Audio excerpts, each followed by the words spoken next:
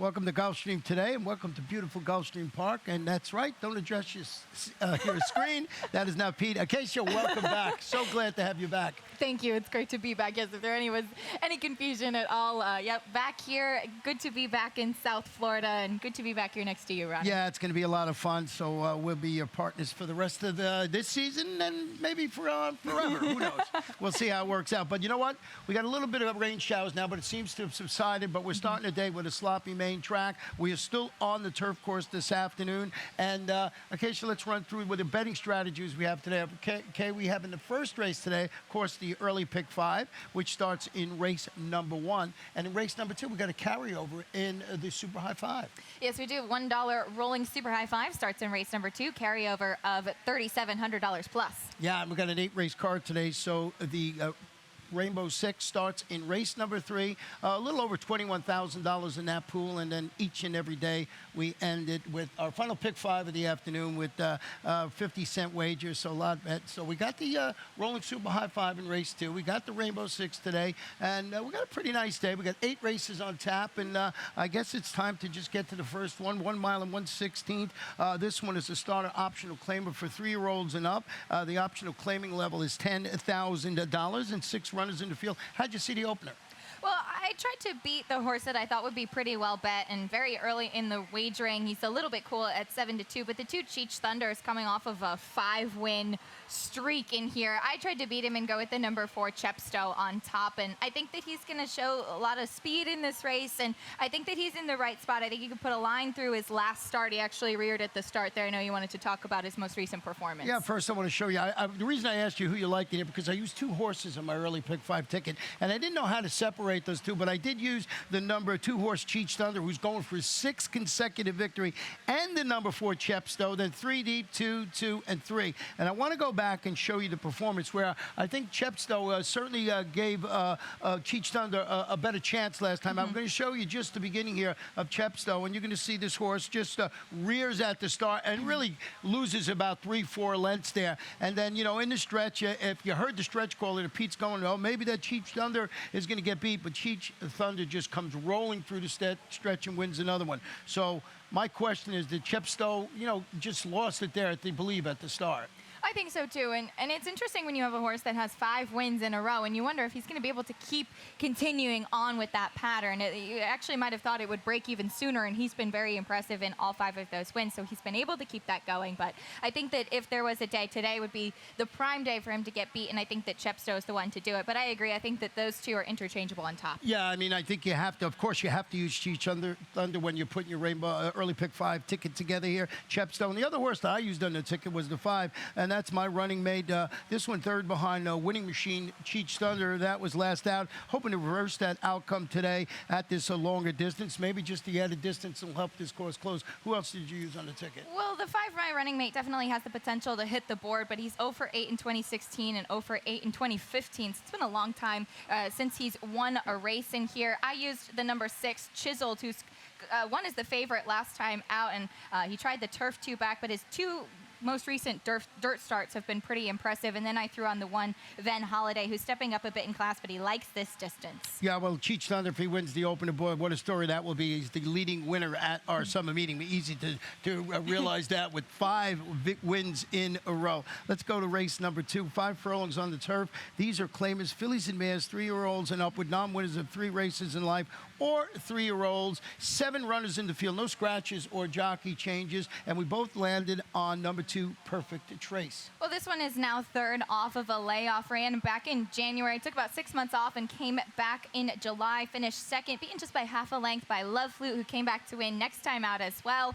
And then he got his own win last time. He's got some speed as well. What I really like, what I really like is the jockey change to Edgar Zayas here. Yeah, and getting some frequent flyer miles. Went up to Laurel to win that race, then comes back down. So Reed Nagel is the trainer. And I used the number 6, and so did you, Pink Mama, in second. hoping to bounce back after following, I thought, a well-meant second-place finish at this level in distance, 2 starts back. Get some trouble last time at Steady, finished 5th, and that was on a good turf last time out. We got some rain this morning, so I think this turf course is going to be have a little give to it. So this horse might run well in there. The trainer is Angel Rodriguez, and he's got Tyler Gaffalione, who's just been, I know you've been paying attention to Saratoga. You actually, to Gulfstream up at Saratoga, and you know how good Tyler's been going. Yeah, he's been winning races in bunches, and so has Edgar Diaz as well, but especially Tyler Gaffalione been doing really well. And talk about it, here's another notable jockey change to Tyler. This horse really looks like she's going to be the speed of the speed. If you look at the fractions of her last race, she went 21 and 3 for the opening quarter. She was right up there with the leaders. As you mentioned, she had to be steadied a little bit. I think she can improve off of that performance, but I like Perfect Trace to maybe sit just behind her, settle a little bit in there. Then I used the 3 Pathos. Emmy Jaramillo going to be aboard. They added blinkers last time out, and she's going to move over to the turf for the first time here today. She had one sibling that ran on the turf. She doesn't have any winning siblings there, but the breeding for turf is not necessarily there, but I think in this race she has the potential to maybe improve and hit the board here in this race. Well, the horse that you have in 4th, I put in 3rd, and that's Blazing Diamond, is going to depart from the rail again after posting her 3rd consecutive 3rd-place finish against this caliber of competition. Orby Mirage is a trainer, got Andre Ramjeet trying to get her out of 3rd gear this afternoon, so we'll see if that happens. So our selections there, you see, we're basically in agreement with our top 2, and then we went a little, I threw the 4 in for my 4th pick for use super effective players. We're going to take a short break. When we come back, I'll show you my Rainbow 6 ticket.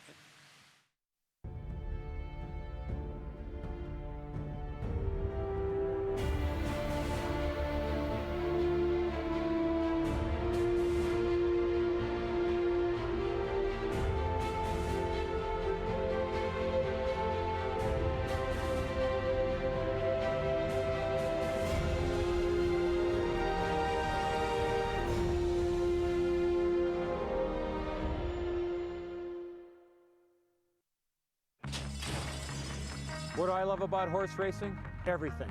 The speed, the excitement, the opportunity to win big. Every race is different. It's like piecing a puzzle together. This horse is sitting on a big one.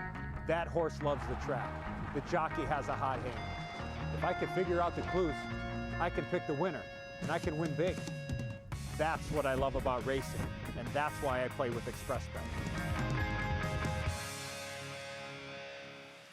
Welcome back to Gulfstream today. Ron and Acacia back together once again. It's going to be a lot of fun to end this summer meeting. In a little while from now, we'll be going over to Gulfstream Park West, just about a month away. But we've got a card we want to show you right now, or at least my Rainbow 6 ticket. This one's 6.5 furlongs. Maiden claim is fillies and mares, 3-year-olds and up, $10,000. I went 3 deep, 3 deep, 3 deep, and you see in race number 6, taking a little bit of a chance this afternoon with the number 1 stock. So we'll see if this horse can do it. And then 2 and 3 for a very affordable $32.40 ticket. Well, it's interesting because usually when you single a horse, that's a horse that I didn't use at all. I've been gone for a couple We've weeks. done that. You singled that horse. That's my top pick in that race as Oh, well. my goodness. So we'll get there in a little bit, but we're a little bit not totally in agreement in here, but kind of. I went with the number 6 Kitten Star on top, and this horse had to deal with the rail last time out. Managed to finish 3rd, beaten under 4 lengths. So I thought it was a relatively solid performance. Made up a ton of ground that day. I was really impressed by how much ground she made up and how she moved, especially dealing with that less than ideal spot. I think she's drawn much better today, and she gets Tyler Gaffalione. Yeah, and I think she really, as you mentioned, responded well to the surface switch that afternoon. So Kitten Star on my ticket along with Acacia, but I went with the number 2 Dudes Rockin' Lady on my ticket. This one's dropping to this $10,000 level, adding blinkers this afternoon after stalking the pace and finishing a distant 4th. It was a 35 maiden race going 3/4 of a mile. The trainer is John Dowd. He's got Luca Panici. This is a $40,000 daughter of First Dude. So I just thought this horse dropping to this level today had a legitimate shot to be on the ticket. But as you saw in my Rainbow 6 ticket, I did go 3 deep because I think this is a pretty wide open race. I agree. And Dude's Rockin' Lady definitely has the ability to win, especially with the addition of blinkers. Now second off that 10-month layoff, I just don't think that she's going to be a lock in here, given all of her past performances. And she showed a lot in her Gulfstream Park West race back in October, but that was in October October of last year. So hard to go off her most recent performance. Hopefully she comes back well. Second off of the layoff here, but I went with Kitten Star on top, but definitely think Dude's Rockin' Lady is one you have to use. Another horse I wanted to talk about, the 7 Motown Cat, is turning back slightly today after rallying to finish a distant third. That day was a runaway winner called Proud Lady, going 7 furlongs. The trainer is Ian Hemingway, has Luis Castillo named to ride. And I just thought this horse off the performance. I'm going to say this is wide open. When you're putting your tick together, if you can find a single like I did earlier on, you might want to go a little deep in this race. I think it's a wide open affair. It is, and this horse has finished third in the last 3 of her races, so she might be one to continue to hit the board. Well, let's go to race number 4 this afternoon, and this is where our final pick 5 of the afternoon. We'll start with this 8-race card, and this one is 7 1/2 furlongs on the turf. These are claimers, fillies and mares, 3-year-olds and up, non-winners of 3 in life, or race since March 8th, or 3-year-olds. So you got triple conditions there, and we do have a scratch in here of the number 5 horse, Vinny Ardina. So that one is declared out of the race. That is number 5. And I went with the 3 Storm and Charlotte, who is solid, winning back-to-back turf races at the championship meet, who runs well fresh, is making her first start since dueling Felice Faded. She finished 6th that day. That was a state-bred optional claimer back on June 9th. The trainer's Mike Yates, got Tyler Gaffleone in the saddle. And I'm going off the back class of this horse. And I went back in a couple of races where she came from off the layoff. She ran well. So I put her on top of my ticket for those reasons. Yeah, she's definitely a worthy one in this position, and she's coming in fresh, as you mentioned. The last 2 starts were on good turf, and then she had a sloppy track prior to that. Her most recent start was not the most solid one. She ended up fading a bit there. She didn't really do much running, but she's got the speed here in this race. And I ended up going with the number 4, Rara, who was second last time out, ahead of Susie's Pride of Paris, who came back to win. She was behind ZR Destiny, a pretty solid runner there. And I just think off of her most recent performances, she's got the recency on her side. Yeah, I'm going to go back and show you her last race a little bit during the thing. This is a compact field of only 5 runners here. I'm going to take Rara, turn it for home, and she is the number 5 that afternoon. She was on the outside. She comes into the stretch. You'll see it now. And she just, she finishes, she just ducks out at the weirdest time if you watch this race here. And I don't know if this cost her the victory or not, but you'll see it coming up right now. Just sort of like shies away and comes out. And I think that maybe she still was going to be second in that race, but I wanted to point that out. And Rara, I can understand being on top of your ticket, certainly being somewhere on the exacta trifecta ticket. Yeah, and she's still a 3-year-old filly. She's raced 15 times so far, but sometimes even with those younger fillies, you never really know what you're going to get. Yeah, it just looked like something, concerned her, and she took that bit of a right turn, unless somebody was calling her from the rail and she heard it. I used the number 1, Nurse John, is dropping to this level, and after shipping in from Parks, rallying 5 wide in that race to finish in a dead heat for 3rd here. You just think a second race in South Florida, there'll be improvement with this horse. Yeah, and that was her first start on the turf in quite a while, too. So she's had some gaps in her form. Her last few races were pretty well spread out, but I agree. I think that she can improve off of that. Well, let's go to race number 5 this afternoon, and this one is 5 1/2 furlongs, maiden claiming 2-year-olds, $25,000, and we have 8 runners in this race with no scratches or jockey changes, and we both went with the number 2, Sir Sebastian, on top of our ticket. Well, with these 2-year-olds, especially now that we're a little bit later in the year, I really like to see horses that have the experience and try to get those ones to the winner's circle, because you see them starting a little bit later now, and I thought that Sir Sebastian had a very promising debut. That was in special weight company, so he's going to drop down now into maiden claiming ranks for the first time. He finished behind Thanks God, who that was making his second start there, an impressive winner that day. Also finished ahead of a horse named Red Crescent, who came out to win next time in special weight company. This might be the right spot. It's a bit of a big drop here, but I think that this is the right spot for him to get to the winner's circle. And I think when these 2-year-olds start, they're searching for their level. Yeah. When they tried it at the maiden special weight, and they're dropping down, I think this is the logical spot, and thus I think the one to beat in this race. Now, the number 1, the Kurt Fox. This one is debuting for trainer Wesley Ward. 8 local workouts showing, including a recent 3 furlong speed-inducing gate work in 36 flat. Want to go back and show you a stat on Wesley Ward over the last 5 years with 2-year-old first-time starters. These are maiden claimers on the dirt. He's 16 for 57, and real nice. 28% win average, 53% in the money, of course, he doesn't have the great ROI because this is no secret how well the maiden claim is debuting for Wesley Ward do. So I just wanted to throw that stat out to you. Yeah, and a lot of his horses have early speed as well, especially this one going to be breaking from the rail. You can probably assume he'll be on the front end. Yeah, and who else did you use? I used the number 3, Little Lover Boy, who's a first-time starter. Actually, I know one of your favorite horses, at least the name-wise. Actually was supposed to debut. Yeah, the joke was that he was actually named after our cameraman. That's right. So, he's a first-time starter, though, who was supposed to debut a couple months back. Now he's finally making it to the gate. He's a half-to-a stakes winner named Sincero, who also won at 2. Pretty nice work, Tab. Well, he's working pretty nicely, and he's certainly aptly named, so we'll see how that runs. And I had this horse as part of my ticket, too. And then the other horse I used, we both use, actually, is Cowboy Chrome, who's dropping $10,000 on the claimant scale and trying the dirt after, I thought, an even fifth-place finish. It was his 5-furlong career debut. Trainer Steve DeMauro, Juan Labor in the saddle. If you've been following the races over the last couple of days, Juan Labor running in great form. Has had a bunch of winners. So I just thought the turf to dirt for this horse might be enough to get it done. But Sir Sebastian on the drop looks pretty good in here. He does, and Cowboy Chrome is another one with that experience. But again, this is going to be the dirt first time for him, so a little bit of a question mark there. Nice work, Tab, and I think one you have to use too. Yeah, and always tough when you got to see horses running on one surface going to another, especially as 2-year-olds.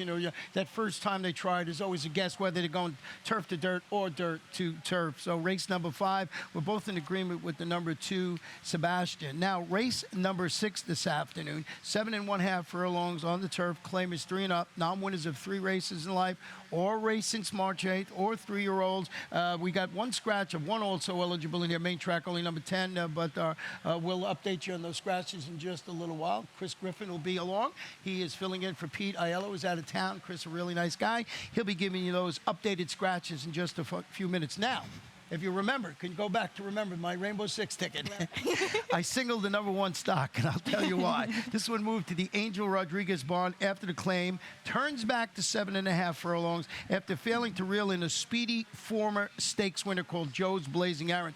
No one was catching Joe's Blazing Aaron there. Easy for me to say. I want to show you a stat on Angel Rodriguez, the number 1 with 5 years. First start after the claim on the turf. Very limited sampling here, 2 for 7. She's already making me laugh first day back. 2 for 7, 29%. 43% of the money. It's a limited sampling, but it's pretty good, 2 for 7. So there's reason that this horse can run well in a number 1 stock. On top of my ticket, did you have it on top? I did. I used this horse on top for all of those reasons. And Angel Rodriguez, about 30% first off the claim, and that was a big thing for me. Tyler Gaffleon's going to stay. He rode this horse last time out. As you mentioned, nobody was catching the winner that day. I like when the jockey stays. And this is a very solid horse. I've tried to get him home a couple times. I think he just might be in the right company in the right spot today. Yeah, and that was the reasoning. And plus, you try and keep your ticket affordable. There's reason to go. You might want to go deeper in the select, but I just thought if there was a single I could find today, it would be the 1 stock. Now, number 5, Shatino, is stepping up to the next level after parlaying that 3-wide stalking trip into a $16,000 2 lifetime victory at the distance. Larry Pilati, pretty solid with horses winning consecutive races, always over 20%. So here's a horse, if stock is not up to it today, certainly number 5, Shatino, is one you might want to use somewhere on your ticket. And he's got a little bit of versatility in his running style as well. They added the blinkers 3 starts back, and all 3 of those races have been pretty solid considering the shorter distance one, the 7 1/2, and the mile have been much stronger than that mile and 16th. I think that might just be a bit too far for him. But again, right spot. Well, my buddy, I left him off the ticket. Number 8, Weezer Gone Gray. Had this horse back-to-back, paid $100 the first time. I jumped off the bandwagon. Am I too late? Should I get back on? Let me hear why. Well, I think you got to have him on there. He has some speed. He really faded last time. He was beaten by double-digit lengths, but 2 back, he was just beaten by 3 1/2. He's going to have a little bit less distance than his past couple of races that he's been running. I think he'll go out to the front. I don't think he can maintain it, but he might be able to hold on for a little bit of the minors. Yeah, I'm hoping that he does. He owes me nothing, this horse, Weezer Gone Gray, but there's very little to know about this horse except that he's going to the lead and he's not going to look back. I used the 7 Brevard. He's a candidate, I believe, for a rebound performance after following a solid 2 lifetime score. Comes back, runs 6 on a good turf last time out. Alan Hunter, go-to jock Matthew Rispoli. I think this horse can bounce back. And he's another horse here that I don't know about the win part, but it can certainly be on the Rolling Super High 5 or the exacta, trifecta, superfecta ticket. Yeah, and I threw on the 6 Grand Tupoy, who's dropping back down to this level. Stepped up a little bit last time out, but 2-back ran against this kind of company and $16,000 claimers and finished a good second there behind a nice runner named Acknowledge. So I think that he's in the right place today. Yeah, so we'll see if stock comes through as my single this afternoon in the Rainbow Six. And once again, remember, we have about $21,000 plus on that ticket. And I've heard you've been doing well with those Rainbow Sixes. Yeah, but I got a couple, and I got a couple of pick fives. I've been doing good. So I've been in that zone. Keep it rolling. Keep that zone, but we'll see how it goes. Lots of 5 out of 6s. As you know, we've done it a lot more than we get the 6 out of 6. So race number 7, 5 1/2 furlongs, allowance optional claimer, 3 and up, or the optional claiming level of $62,500. And the return of number 6, Speechify, making the 3rd start back from the almost 7-month layoff, adding blinkers today, cutting back to 5 1/2 furlongs, trying to get back to his winning ways over the surface. Had 9 races over the surface, 4 wins in 2nd and 3rd. This is a classy horse. He came back. He didn't run well on the turf. I put a line through that race because it was the turf. He came back. I think the adjustment of blinkers and the turn back, Speechify, lots of back class, put him on top of my ticket. Lots of back class. I had him in 2nd. Still a few question marks left for him, but he's really a horse that you want to root for. He's a former graded stakes winner. He won the Grade 3 Mr. Prospector back in 2014. He's had a lot of gaps, and as you mentioned, he came off of that 7-month layoff. Now this is going to be his 3rd consecutive race. Like to see that he's running back relatively soon. With the addition of blinkers, he certainly might improve in here. I went to the rail with the horse More Applause, who's coming out of Stakes Company directly, tried the Grade 2 Smile 2-back and was very well beaten, and then finished a relatively respectable 5th in the Triniberg last time out. But I think he's got versatility, but from the rail and the speed that he showed last time out, I think he's going to go to the front and might not be able to be caught. No, that's it. He's the one. He's the inside speed in that race. And, you know, as soon as they open the gate latch, he will be running and gunning, I think, in there. I used the number 2, Color Me Pom Pom,